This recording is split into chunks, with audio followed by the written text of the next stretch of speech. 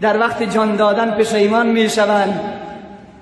چون آگه مرگ آید پیش خوری آن دم پشیمانی.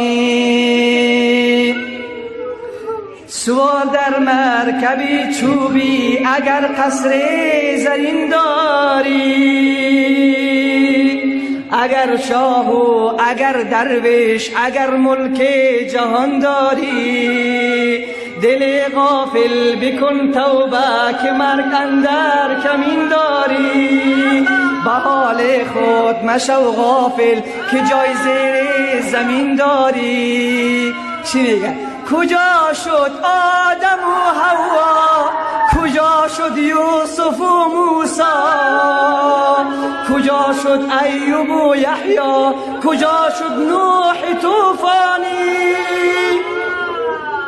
حضرت نوح 1450 سال به گفته قاضی ثناءالله پانیپتی رحمت الله علیه 1450 سال عمر کرد.